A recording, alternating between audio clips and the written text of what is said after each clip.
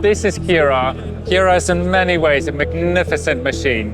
Kärcher has a great tradition in manufacturing, and Kärcher need to create an entirely new manufacturing line to create an advanced autonomous machine like this. And this is where Google Workspace came into play. In order to build something entirely new, it's a great challenge for the workforce, much as for the development team. And once this machine hits the shop floor, there's a huge level of upskilling, of communication required, of optimizing processes and making experience. Connecting the blue-collar workers with Google Workspace and allow them to communicate with each other, to share information, to facilitate the flow of information between shop floor and other business units is entirely unique to Kärcher at this point in time.